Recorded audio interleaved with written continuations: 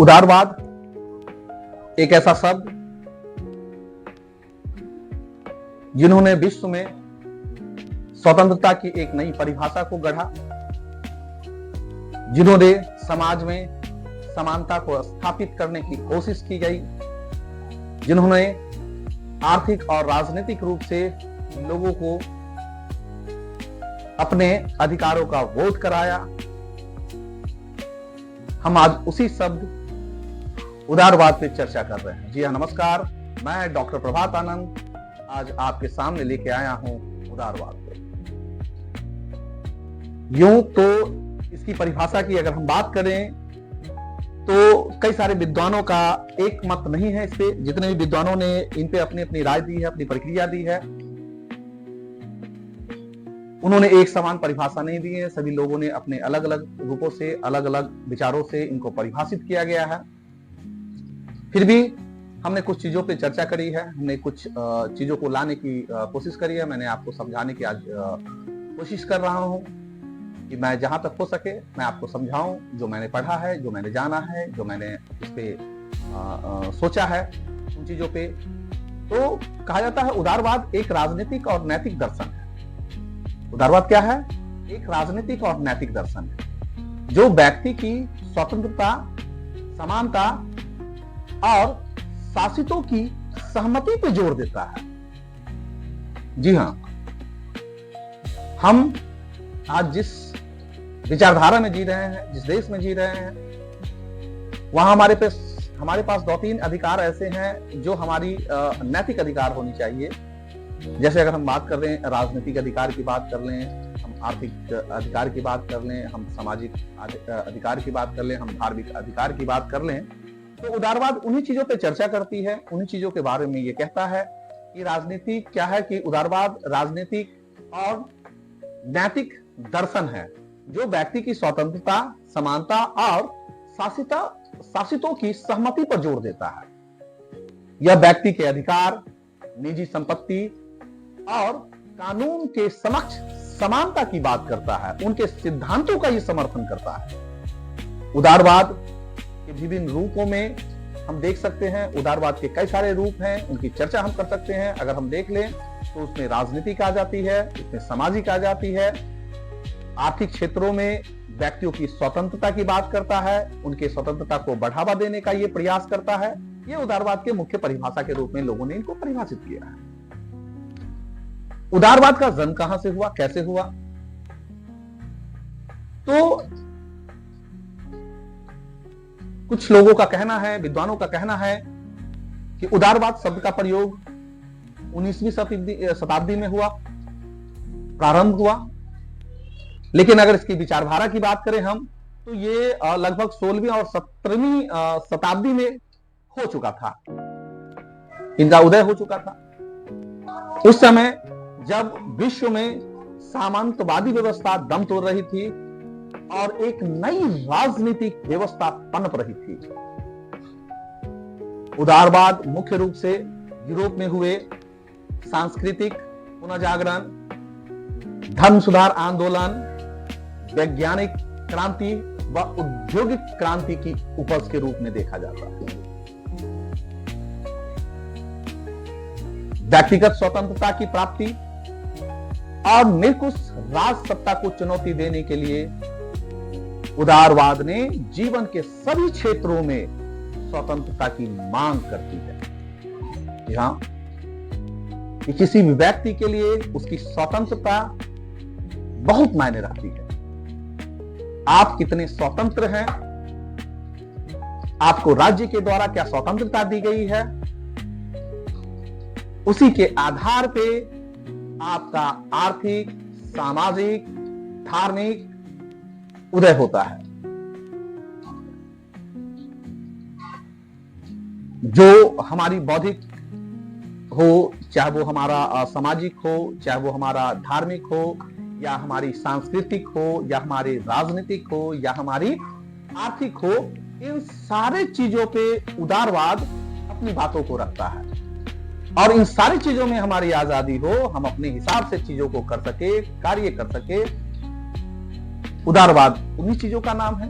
स्वतंत्रता है तो मुझे क्या क्या स्वतंत्रता मिलनी चाहिए, हमें धार्मिक आजादी मिलनी चाहिए, मुझे किसी भी धर्म के साथ जाने की अनुमति होनी चाहिए, भले मेरा जन्म किसी भी धर्म में हुआ हो, हम हिंदू जन्म में हो, हम मुस्लिम में हो, सिख हो, ईसाई हो, अन्य जो भी धर्म है, यहूदी हो, जो भी धर्मों में हमने जन्म लिया है, और जिस धर्म की विचारधारा मुझे अच्छी लगेगी मैं उस धर्म में स्वतंत्र रूप से जा सकूं, ये होनी चाहिए।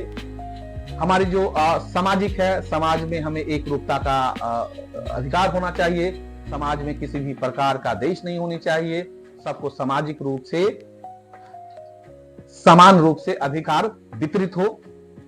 समाजवाद की बात अगर कर ले तो समाजवाद किसको कहते हैं, समाजवाद क्या है? वही समाजवाद की भी अगर चर्चा करेंगे तो समाजवाद क्या है? समाजवाद एक राजनीतिक और आर्थिक दर्शन है। अगर समाजवाद की परिभाषा की बात करें तो क्या है कि समाजवाद क्या है? एक आर्थिक और राजनीतिक दर्शन है, जहां उत्पादनों के साधनों पे समान रूप से समाज में वितरण किया जाए, हम उसी को समाजवाद कहते हैं। जहां कोई मालिक नहीं हो, सब बराबर हो, एक श्रमिक हो चाहे वो एक मालिक हो, सभी के लिए बराबर कानूनी व्यवस्था हो, बराबर उनके लिए आर्थिक व्यवस्था हो, या यूं कह सकते हैं कि जिसको जितनी चीजों की आवश्यकता हो उतनी उसे मिलनी चाहिए, जिसके पास जितनी क्षमता हो उसे उतनी मिलनी चाहिए। किसी चीज पे किसी एक व्यक्ति, किसी एक समुदाय का अधिकार नहीं होना चाहिए, यही समाजवाद है। तो उदारवाद भी क्या है? उदारवाद ने भी उस समाजवाद को परिभाषित किया है। उदारवाद भी उसी समाजवाद से बाहर निकल के आया है, या यूं कह सकते हैं कि उदारवाद से ही वो समाजवाद बाहर निकल के आया है, जहां धार्मिक, सांस्कृतिक हो, राजनीतिक हो, जो आर्थिक चीजें हैं, उन सारे चीजों का अधिकार हमें प्राप्त होता है। अब है कि उदारवाद की विशेषताएं क्या है, क्या क्या विशेषता हो सकती है भाई? तो उदारवाद विश्वास किसमें रखता है? तो उदारवाद विश्वास किसमें रखता है?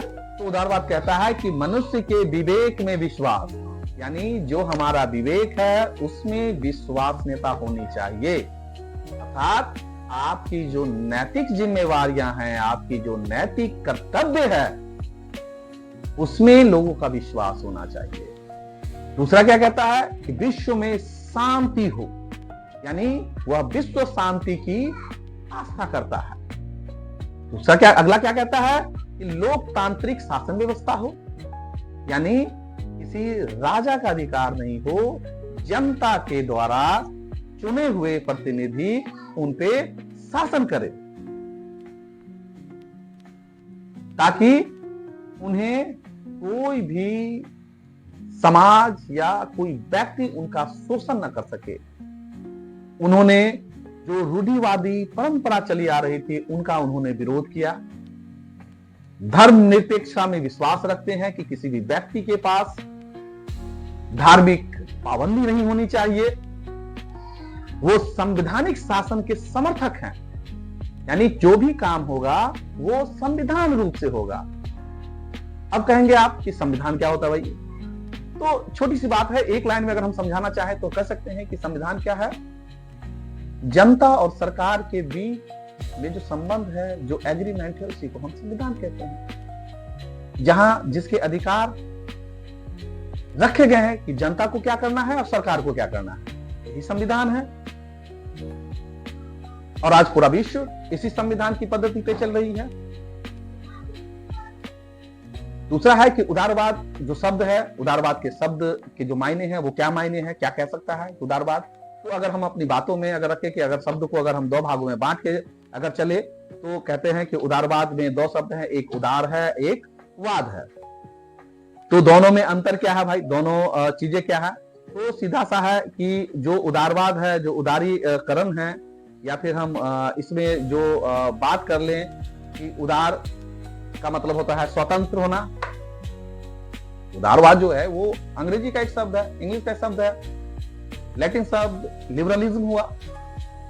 लिबरलिज्म कहां से आया है?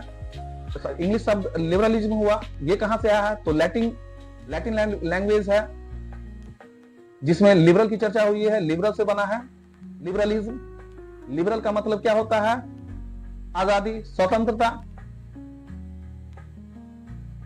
और वाद का मतलब होता है कहना। हम क्या कहते हैं, स्वतंत्रता पे हमारी क्या राय होनी चाहिए, विचार क्या होनी चाहिए आपकी। इनके जो सिद्धांत है उनमें सभी लोगों के लिए समान स्वतंत्रता पर बल दिया गया कि सभी व्यक्ति को समान रहना चाहिए, एक साथ रहना चाहिए, एक जैसा सभी के साथ व्यवहार होना चाहिए। इसका उदय का मुख्य कारण क्या था, तो निरंकुशवाद था या सामंतवाद कह सकते हैं, जो 16वीं और 17वीं शताब्दी में देखने को मिलता है। अगर आज से हम 300-400 वर्ष पहले अगर जाएं तो राजाओं का शासन होता था, उनके अपने मंत्रिमंडल होते थे, राजा अपने हिसाब से कार्य करते थे, उनके लिए न्याय कोई बड़ी बात नहीं होती थी, जो वो कह देता वही वो न्याय होता था, वो जो कह देता वही वो धर्म होता था, क्योंकि जिस धर्म के राजा होते थे वो सोचते थे वही धर्म उस राज्य में लागू हो जाए, सभी लोग उसी धर्म को अपना ले। तो ये विचारधारा चल रही थी और इसी विचारधारा से उदारवाद का जन्म होता है। इसके पिता जॉन लॉक है। जॉन लॉक को कहा जाता है कि जॉन लॉक उदारवाद के फादर है, जिन्होंने अपने इनको एक परिभाषित किया। जॉन लॉक का जन्म 19वीं शताब्दी में होता है, इसलिए कहा जाता है कि उदारवाद हालांकि 16 और 17वीं शताब्दी में चल रही थी, लेकिन इसका मुख्य रूप से अगर देखा जाए तो 19वीं शताब्दी से यह धरातल पर कार्य करना आरंभ कर दिया। एक रिचर्ड वेहम है, एक राइटर हैं, थिंकर हैं कह सकते हैं। उनका क्या विचार था, वो क्या कहते हैं कि व्यक्ति की स्वतंत्रता में विश्वास करना ही उदारवाद है। जो व्यक्ति की स्वतंत्रता में विश्वास करता है हम उसको उदारवाद कहते हैं। अब उदारवाद के कारण क्या है कि उदारवाद जो उदय हुआ क्यों इतना पॉपुलर हो भाई, तो इनके जो कारण हुए, उदय के कारण है, उन चीजों पे हम चर्चा कर ले अगर देख ले तो एक तो हुआ कि पुनः जागरण आंदोलन है, जिसके बारे में आपने इतिहास में पढ़ा होगा। धर्म सुधार आंदोलन है, इसके बारे में भी आप पढ़े होंगे। औद्योगिक क्रांति है, क्योंकि उससे पहले औद्योगिक क्रांति तो मेन रूप से अगर कहा जाए तो ये तो लोगों का एक बल था। जब विश्व आगे बढ़ना चाह रही थी, जिस देश की जितनी बड़ी टेक्नोलॉजी क्षमता थी वो आगे बढ़ना चाह रहे थे, तो औद्योगिक क्रांति के रूप में इनको प्रचारित किया गया कि भाई इसका क्या होना चाहिए, क्योंकि औद्योगिक क्रांति में तो एक मालिक है, एक वर्ग मालिक है और एक वर्ग श्रम है। तो श्रम की जो मजदूरी होती है वो मालिक के हाथ में होती है, मालिक जो उसने देता है उसी से उनका भरण पोषण होता है। और कहावत भी कहा जाता है कि भाई मालिक तो मालिक होते हैं, मालिक कभी नहीं चाहेगा कि हमारा जो वर्कर होगा, हमारा जो स्टाफ हो वो आगे बढ़े, तो हम उसको उतनी ही सैलरी दे। शोषण क्या हो रहा है आज भी, आप अगर हम देख लें तो आज चले जाइए आप बहुत सारे ऐसे दुकान में चले जाइए, ड्यूटी आपकी 8 घंटे की है, 12 घंटे की है, 16 घंटे की ड्यूटी है, आपको पैसा कितना दिया जा रहा है, 10,000 रुपया दिया जा रहा है, 12,000 रुपया दिया जा रहा है। ये क्या है, एक शोषण है ना। आप कार्य कर रहे हैं पूरी तरह से, आप अपने 24 घंटे में से लगभग 60%, 70% समय उस मालिक के लिए आप खर्च करते हैं। आप अपनी पूरी जवानी उनके लिए खर्च कर देते हैं, और वो मालिक देता क्या है, पेट में बस 2 रोटी जो मिल जाती है, जो आहार मिल जाता है, जो आप पेट भर लेते हैं, जो कपड़ा पहन लेते हैं, बस वही। आज भी मिडिल क्लास फैमिली में चले जाइए तो आपको पढ़ने के लिए कुछ नहीं मिलता है, इतने पैसे नहीं होते उनके पास जो बच्चे को हायर एजुकेशन दे सके। तो ये एक औद्योगिक क्षेत्र की एक ये परंपरा रही है कि जो लोग औद्योगिक क्षेत्र के जो मालिक हैं वो मजदूरों का शोषण करते आ रहे हैं। और इतनी बड़ी जो आंदोलन हमारे देश में या विश्व के धरातल पर आप देखते हैं, वो लड़ाई भी तो उसी के लिए हुई थी। क्यों कार्ल मार्क्स ने कहा दुनिया के मजदूरों एक हो जाओ, तुम्हारे पास खोने के लिए जंजीरें हैं और पाने के लिए पूरा दुनिया है, पूरा विश्व है। कार्ल मार्क्स ने तो कहीं ना कहीं देखा होगा ना, उनके मन में ये अगर विचार आया तो कैसे आया। कहीं ना कहीं इस देश में जो खाई है, गरीबी और अमीरी की जो खाई है, ये खाई इतनी विकरालता रूप से आगे बढ़ती चली जा रही है, जहां एक व्यक्ति के लिए पेट भर दाना पाना मुश्किल है, वही एक वर्ग के लिए आज इतना धन है। आज हमारे देश की बात कर लेते हैं, एक गरीब किसान है जिनका 10,000, 20,000, 50,000 रुपया, जो 50,000 रुपए हैं, सरकार वो माफ नहीं कर पाती है। और एक उद्योगपति व्यक्ति है जिनके हजारों करोड़ रुपया माफ कर देते हैं गवर्नमेंट, सरकार माफ कर देती है। भाई क्या है ये औद्योगिकरण तो है। जो आपके दिए हुए टैक्सों को, आपके द्वारा जो टैक्स दिया जाता है वो जाके उद्योगपति के देते हैं, और हमारे किसान मर रहे हैं। उनके पास वर्षा नहीं हो रही है, उनके पास पानी की दिक्कतें हैं, उनके पास खाद की दिक्कतें हैं, उनके पास बीज की दिक्कतें हैं। खैर, चर्चा करेंगे तो बहुत बड़ी लंबी चर्चा हो जाएगी, हमें वीडियो बहुत लंबा नहीं बनाना है। आगे हम बढ़ते हैं। फिर कहता है कि भाई दूसरा क्या है, कि अगला क्या है, तो यूरोप में मध्यम वर्ग का उदय। जो मध्यम वर्ग था वो भी एक त्रस्त था, जीने का आधार नहीं था, कुछ नहीं था, तो उन लोगों के लिए है। दूसरा अगला क्या है कि संचार साधनों का विकास। संचार बड़ी तेजी से फैल रही थी, लोग कनेक्ट हो रहे थे। आज जैसे आज हजारों मील दूरी है, अमेरिका में कोई व्यक्ति बैठा है, हम 5 बस कॉल करते हैं और उससे फेस टू फेस बातें कर लेते हैं। लेकिन आज से 200-400 वर्ष पहले ऐसा तो नहीं था। तो कम्युनिकेशन क्रांति भी आई, और इस क्रांति का भी ये उदय, जो उदारवाद का उदय है, इसका भी एक मुख्य कारण माना जा रहा है। अब उदारवाद के अर्थ की बात कर ले कि स्वतंत्रता, अर्थात बाह्य प्रतिबंधों से व्यक्ति की स्वतंत्रता और विश्वास के अनुसार कार्य करने की स्वतंत्रता को ही हम उदारवाद कहेंगे। यानी उदारवाद का अर्थ क्या हो जाएगा कि किसी भी व्यक्ति की स्वतंत्रता, अपने विश्वास के अनुसार कार्य करने की स्वतंत्रता हो, उसे उदारवाद कहेंगे। सार्टोरी एक चिंतक हुए, एक राइटर हुए, उन्होंने कहा कि उदारवाद व्यक्तिगत स्वतंत्रता, न्यायिक सुरक्षा तथा संवैधानिक राज्य का सिद्धांत तथा व्यवहार है। यानी उन्होंने भी चर्चा किस वक्त की है, उन्होंने भी स्वतंत्रता की बात करी है, उन्होंने भी न्यायिक सुरक्षा की बात की है, और संवैधानिक राज्य के सिद्धांत को उन्होंने प्रतिपादित किया है, तथा उनके व्यवहार को, कि जो संवैधानिक राज्य होंगे उनके व्यवहार कैसा होगा जनता के प्रति। हॉबहाउस की बात कर लें अगर हम, तो उनके अनुसार, हॉबहाउस के अनुसार अगर उन्होंने उनकी बात कर ले, तो वो कहते हैं स्वतंत्रता उदारवाद का मूल तत्व है। यानी अगर दे दे तो सीधा सा कहते हैं उदारवाद ही स्वतंत्रता है, स्वतंत्रता ही उदारवाद है। अगर हम इन चीजों को देखें, इसकी विशेषता क्या है, क्या है विशेषता भाई, उदारवाद की विशेषता क्यों है? तो अगर बात करें तो मानवीय विवेक में आस्था रखता है कि आपका विवेक कैसा है, उसके विशेष की ये विवेक को मानने की बात करता है। इतिहास और परंपराओं का विरोध है। इतिहास में जो घटनाएं हुई, हमारी जो परंपराएं चली आ रही हैं, जिस परंपराओं से हम बंधे हैं, उनका भी विरोध करते हैं। मानवीय स्वतंत्रता की धारणा और विश्वास है।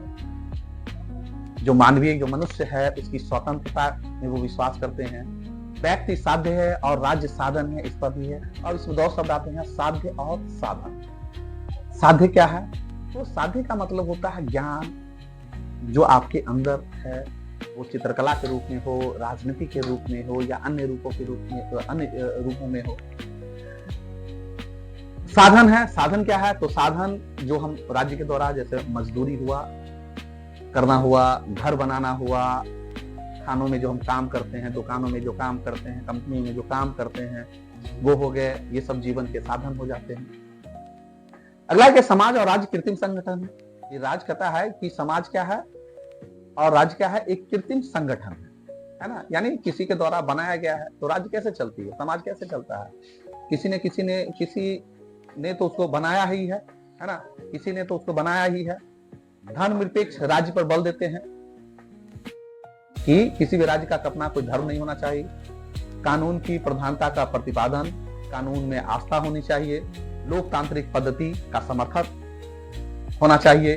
अंतर्राष्ट्रीय और विश्व शांति का समर्थन, यानी विश्व में युद्ध नहीं हो, एक देश दूसरे देश पर आक्रमण नहीं करे, किसी तरह का लड़ाई नहीं हो, शांति से सभी समस्याओं का समाधान हो। अभी देख लीजिए कैसे कैसे युद्ध हो रहे हैं, रूस का हो रहा है, यूक्रेन का हो रहा है, भारत का हो रहा है, पाकिस्तान का हो रहा है, इराक का हो रहा है, ये सारी युद्ध चल रही है। अभी न्यूनतम सरकार में विश्वास है कि सरकार का हस्तक्षेप कम हो सामाजिक जीवन में। हर चीज के लिए सरकार नई नई कानून व्यवस्था नहीं लानी चाहिए। जैसे अभी हमारे यहाँ हो रहा है, हर रोज एक नई कानूनी हो रही है। जो लोग पढ़ने वाले लोग हैं, यूजीसी की तैयारी करने वाले लोग हैं, प्रोफेसर बनने वाले लोग हैं, उनके लिए हर रोज एक नई कहानी लेके आते हैं। कभी नेट जरूरी है, कभी पीएचडी जरूरी है, कभी नेट नहीं चाहिए, कभी पीएचडी नहीं चाहिए, कभी ये चाहिए, कभी वो चाहिए। हर तरह हमेशा कुछ ना कुछ एक नया चीज आता है, पता ही नहीं चल रहा है सरकार क्या कर रही है। वो हमें बनाना चाह रही है या फिर हमें बिगाड़ना चाह रही है, तो उनका हस्तक्षेप कम होना चाहिए। राज्य की उत्पत्ति व्यक्ति के अधिकार की सुरक्षा के लिए नहीं, यानी राज्य जो बनता है वो क्यों होना चाहिए, तो व्यक्ति की सुरक्षा का इंतजाम करना ही राज्य का परम कर्तव्य है। अब उदारवाद के प्रकार कितने हैं, तो उदारवाद को हम मुख्यतः कह सकते हैं 3 भागों में बांटा गया है। एक है परंपरागत या नकारात्मक उदारवाद, एक है सकारात्मक, दूसरा जो सकारात्मक और आधुनिक उदारवाद, और तीसरा है समकालीन उदारवाद। परंपरागत या नकारात्मक उदारवाद की चर्चा अगर हम करते हैं तो क्या करता है, ये व्यक्ति के विकास में आता है। जो नकारात्मक उदारवाद है, नकारात्मक का मतलब यहाँ नेगेटिव मत लेना है ना, और सकारात्मक का मतलब पॉजिटिव है, ऐसा नहीं है। ये एक सिद्धांत है। अगर आपने स्वतंत्रता के बारे में पढ़ा होगा, भाई स्वतंत्रता है तो स्वतंत्रता में भी 2 बातें होती है। ये स्वतंत्रता भी 2 तरह की होती है, एक नेगेटिव होती है, एक पॉजिटिव होती है, नकारात्मक और सकारात्मक होती है। एक होता है जिसमें आप कुछ भी करने को आजाद हैं, कोई भी आपको हस्तक्षेप नहीं करेगा। आपको फांसी लगाने का मन है, फांसी लगा लीजिए, कोई नहीं कुछ कहेगा। एक है जो आप फांसी लगाइए तो आपको लोग रोकेगा, नहीं, ये आपका अधिकार नहीं है। आप जन्म ले लिए अपनी मर्जी से, लेकिन मर नहीं सकते अपनी मर्जी से। तो इसमें राज्य का हस्तक्षेप चाहिए, और राज्य हस्तक्षेप करता है कानून के माध्यम से। अगर इसमें हम बर्लिन की चर्चा कर लें तो बर्लिन ने कहा कि कोई व्यक्ति बाज की भांति आकाश में उड़ सकता है, कोई व्यक्ति व्हेल की भांति पानी में तैर सकता है, तो ये उनका व्यक्तिगत चीज है। वो पक्षी है, वो तैर सकता है, तो उनकी अपनी स्वतंत्रता हुई, हम नहीं तैर सकते। तो मानव के जीवन में क्या है कि आप अपने ताकत के आधार पे, अपने बौद्धिक के आधार पे कोई कार्य कर सकते हैं या नहीं कर सकते हैं। इसके लिए आप किसी को दोष नहीं दे सकते हैं कि आपने ऐसा करा, आपने ऐसा करा। हर कोई सचिन तेंदुलकर नहीं बन सकता है, हर कोई अमिताभ बच्चन नहीं बन सकता है, क्योंकि आप जब पैदा लिए तो आपके अंदर कुछ स्पेशल चीज आया होगा जो आपको महान बनाएगा। व्यक्ति साध्य है और राज्य साधन है, इसकी चर्चा हमने पहले भी करी है। अब आते हैं सकारात्मक या आधुनिक उदारवाद क्या कहता है, तो कहता है 19वीं शताब्दी में कार्ल मार्क्स जैसे विद्वानों ने परंपरागत उदारवाद और व्यक्तिवाद, पूंजीवाद पर कड़ा प्रहार किया। जो कार्ल मार्क्स का तो जीवन ही पढ़ना है। अगर आपने देखा होगा तो कार्ल मार्क्स का भाई एकमात्र उद्देश्य ही था पूंजीपतियों का विरोध करो, जो समाज में जो धनबल वाले व्यक्ति हैं उनका विरोध करो, जो कंपनी का मालिक है उनका विरोध करो। तो जो विद्वान आए उन्होंने परंपरागत उदारवाद के अंतर्गत व्यक्तिवाद, पूंजीवाद पर कड़ा प्रहार किया कि किसी व्यक्ति की सर्वोच्चता नहीं होनी चाहिए। 19वीं सदी में समाज की सामाजिक, आर्थिक और राजनीतिक स्थितियों के परिवर्तित हो जाने के कारण उदारवाद का भी परिवर्तन होना आवश्यक हो गया था। नकारात्मक उदारवाद में औद्योगिक क्रांति, उससे उपजे पूंजीवाद ने पूंजीपतियों को अप्रतिबंधित स्वतंत्रता प्रदान कर दी थी। उसके परिणाम स्वरूप पूंजीवाद के हाथों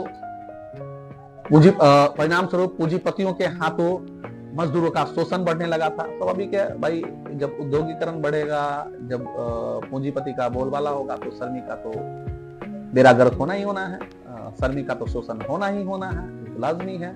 लड़ाई भी इसी चीज की चल रही है। और फिर शोषण बढ़ने लगा और समाजवाद के रूप में मजदूरों का शोषण रोकने पर बल दिया गया कि नहीं, अब समाजवाद आना चाहिए, समाजवाद से ही हम मजदूरों के शोषण को रोकेंगे। और कार्ल मार्क्स ने इसी पर अपनी थ्योरी भी दी है, बल दिया गया और समाज में समानता की स्थापना की मांग जोर पकड़ने लगी और एक क्रांति का उदय होता है। सकारात्मक उदारवाद के समर्थक राज्य को एक आवश्यक बुराई के रूप में नहीं मानते हैं। वो कहते हैं राज्य का आवश्यक बुराई नहीं है भाई, वे राज्य को समाज के सामान्य हित के विकास के लिए एक सकारात्मक संस्था मानते हैं।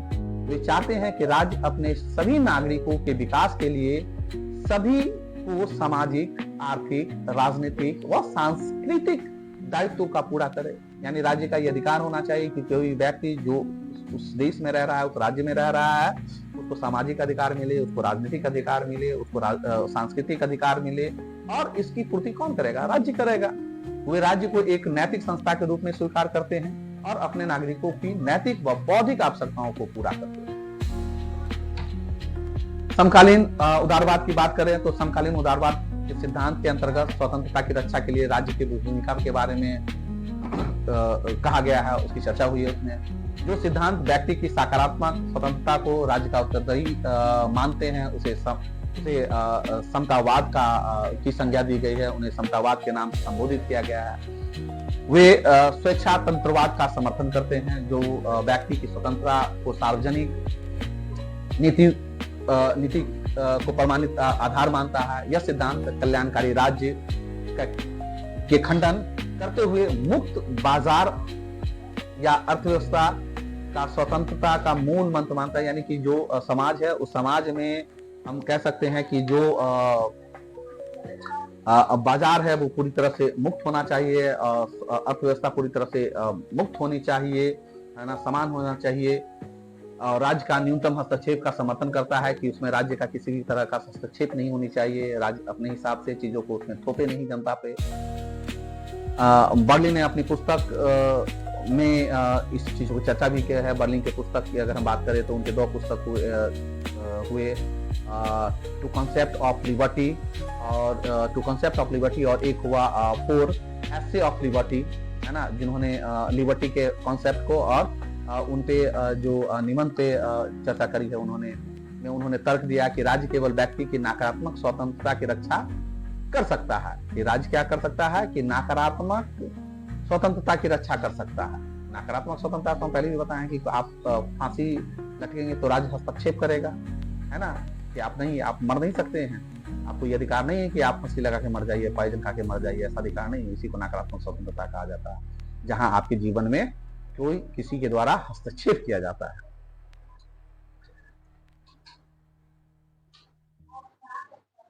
और उसी में कहा कि जो सकारात्मक स्वतंत्रता की रक्षा करना राज्य का कार्य नहीं होता है। उसी संदर्भ में कहा, जैसे बर्लिन की चर्चा हमने एक कहा है कि कोई व्यक्ति आजाद पंछी की तरह आकाश में या गिद्ध की तरह, चील की तरह, माछ की तरह आकाश में नहीं उड़ सकता है, या व्हेल की तरह नदी में समुद्र में नहीं तैर सकता है, तो ये उसकी आजादी नहीं है, ये उसके अंदर कमियां हैं। हमारी पंख रहेगा तभी तो उड़ेंगे, तो ये उनकी कमियां हैं, तो इनको हम आजादी से नहीं जोड़ सकते हैं। एक है, उन्होंने स्वतंत्रता को व्यक्तिगत स्वतंत्रता की संज्ञा दी है, जो स्वतंत्रता को व्यक्तिगत स्वतंत्रता की संज्ञा देते हैं। एक ने अपनी पुस्तक पॉलिटिकल थ्योरी में उदारवाद का वर्णन किया है। इसमें उन्होंने मुक्त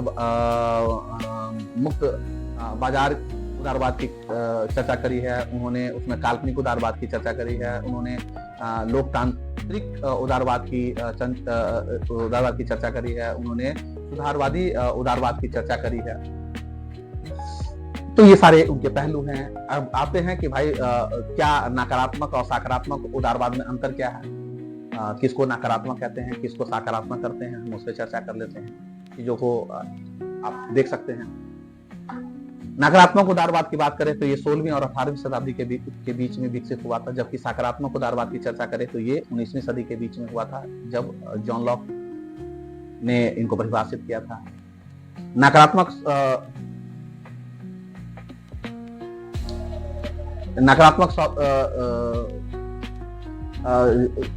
उदारवाद को मानने वाले जैसे जॉन लॉक हो गए, एडम स्मिथ हो गया, रिकार्डो हो गया, प्रमुख इसके प्रतिपादक रहे हैं।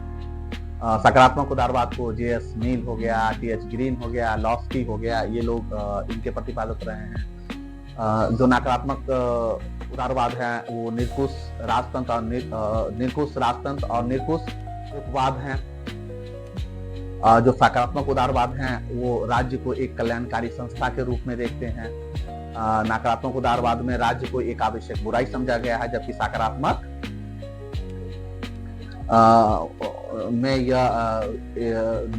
सकारात्मक उदारवाद में लोक कल्याणकारी के रूप में इसको देखा गया है। हस्तक्षेप राज्य में विश्वास करता है, जबकि सकारात्मक उदारवाद प्रत्येक व्यक्ति के अधिकार में समाज द्वारा प्रदत्त व राज्य द्वारा मान्यता प्राप्त करने की बातों को रखा गया है।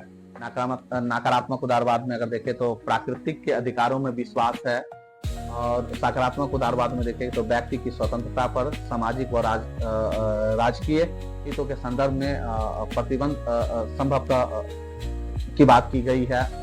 नकारात्मक उदारवाद